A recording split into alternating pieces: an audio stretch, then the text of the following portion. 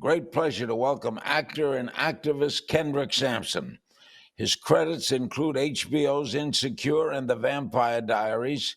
He's co-founder of the nonprofit initiative Build Power. He joins us to talk about his work in the fight for racial justice and against the man in the White House. Kendrick joins us from Los Angeles. With all that's happened recently, Kendrick, and most recently in Atlanta, shooting a black man in the back who is unarmed, what's your state of mind right now? My state of mind, especially after hearing about Rayshard Brooks, is that this is not, this violence isn't going to end. It's the same. I'm disheartened. There were two black trans women killed this weekend. There were two men hung from trees that they're investigating in California. Black people are still being disproportionately affected by COVID, and it is a rough time. It is a traumatizing time, and it's compounded trauma from the history of this country, and it's time to end it. It's time to end these systems and uproot these systems and plant and build new systems that actually care for us.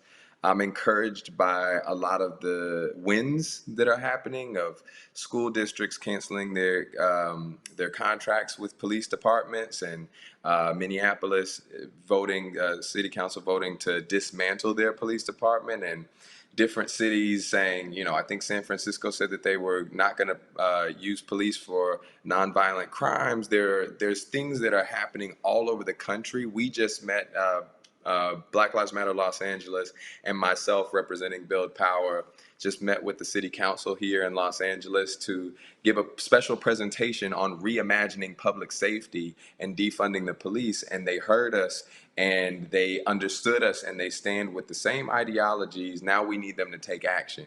But I'm encouraged by what the movement, but at the same time, I'm still, working through my own trauma and what we're seeing. If the police are an extension of us, are we still a lot of racist country? Oh, yeah. Yeah. The foundation of this country is slavery and genocide. It's inextricable from the systems that were built up around, like slavery. The policing system was built and formed from from slave catching. The prison system and jail system is the continuation of slavery under the guise of the 13th Amendment. Capitalism is inextricable from anti-blackness and enslavement of people and seeing people as property because of the color of their skin. So yeah, absolutely. The systems that we have, the white supremacists that we have in the White House, um, is a symptom of the culture that has been built here, and the systems that are built here are inherently racist. So absolutely, How we do you, still deal with that. how, Kendrick, do you explain that the killing of George Floyd has caused a much greater upbringing in the part of the world than even the killing of Martin Luther King? What's different now? Um, I think George Floyd was like the straw that broke the camel's back. You had Breonna Taylor, you had Sean Reed, you had Philando Castile before that, and Sandra Bland, and countless others, Tamir Rice, and 609 here in Los Angeles County alone with Grishario Mack and so many, right? We could spend this whole interview and beyond listing the amount of people who have been killed by police because it still operates as a slave catching system to put slaves back into the prison system, right? And so people are fed up. It's an unprecedented health crisis, unprecedented unemployment, unprecedented economic crisis. And on top of that, we still have to deal with racism in these systems that are brutalizing us. Before George Floyd, you saw people being brutalized by police for not wearing masks. You saw people being profiled, black people being profiled for wearing masks. So we damned if we do, damned if we don't, and I think that we're at a point where people are in their homes and imagining solutions, imagining better because they have no choice, because they are in dire situations right now. And they are saying, we cannot go back to the world we knew. and they are fed up because we are going to face violence and brutality from these systems regardless of if we leave our houses or not.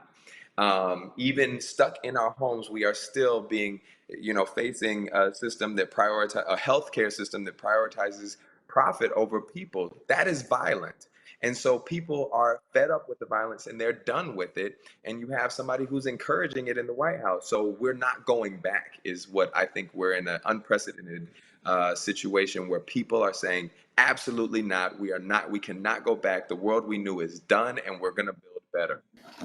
You're an advocate of defunding the police. Congressman James Clyburn, one of the true civil rights leaders, said he does not support the calling to defund the police, rather than saying restructuring law enforcement is a better title. Do you agree? We don't all have to agree. Angela Davis, who is a abolitionist and my president, would agree in that the systems have to end. That oppressive systems are bad seeds. If a bad seed bears a bad tree, bears bad fruit. A good seed produces a good tree, produces good fruit. That's what we say in church. That is true. The system it was born from a bad seed of slave catching. It is not something that can be tinkered around the edges with and reformed one day. People have been trying to reform policing for decades. It hasn't worked because it's the same system that we've had for centuries. We need a new system. If we can't imagine better than this system, we don't have no imagination. We have such a low bar. We can have unarmed, non-law enforcement first responders. We can have mental health care infrastructure. This is $100 billion. We're talking over 100 billion, $115 billion that we spend on police departments alone. I'm not talking about sheriff's departments and such. I'm talking about police departments alone, right? And that money could be invested in communities for preventative measures, violence intervention programs, actually funding our schools and having after school programs and counselors and nurses in our schools. Why do we have police officers who are armed and dangerous who make us less safe in our schools? And in many schools, you have a huge police presence and no counselors, nobody to deal with the trauma, no nurses, nobody to deal with the health problems. We can have these systems. We can actually take care of the root causes, but we are, as a country, deciding to invest in violent systems that are oppressive and have been proven to be oppressive, instead of actually investing in care and healing and wellness of our communities. What is Build Power? Build Power is a nonprofit initiative that I was formed with myself and Tia Osho and Mike De La Rocha to organize Hollywood around these issues, to create safe spaces where we can imagine different, where we can connect with organizers all over the country who are changing the world, community organizers. And we realized how oppressive Hollywood is. I mean, Hollywood has added and aided this oppression of police brutality and glorifying police violence and producing anti-black storylines for a very long time and criminalizing and demonizing us and our mental health, portraying mental health as violent and such, right? And we have to be a part of the solution. And there are so many people that want to be a part of the solution, that have these huge platforms, that are creatives, that can direct and produce and write and act in films and create a new world. And we have a responsibility to imagine different and act on that. We influence culture and politics. So we wanted to organize Hollywood around that to make sure that we are being a part of the solution. What was it like to be shot with a rubber bullet? Traumatizing. I was shot 7 times with rubber bullets, so I had chunks of skin taken out, and I don't want to gross anybody out, but like just a few days ago was the first time I was able. This was a couple weeks ago that it happened, to get the skin from hanging off my leg. And Wow. I mean, it takes the wind out of you. I still have a permanent scar right here where they shot me in my chest. My arm was swollen for a while where they shot me in my arm, and they shot me 5 times in my leg. And my buddy had two bones broken in his. My buddy Dion had two bones broken in his skull. My assistant was beat with batons and had his shin split open, to where you could see his bone. He had to get stitches. Just got him out 2 days ago. So it is absolutely traumatizing. What drove me forward was everybody was experiencing the same brutality, that were out there peacefully demonstrating. And I don't condemn anybody who's not being peaceful, because these systems are so violent. I don't understand why you wouldn't expect violence, right? But the fact is that we were peaceful, right? That's just a fact, right? And we were met with violence only from the LAPD. They were the instigators, and to do that and then go to the city council right now, when we presented to city council, it's very historic.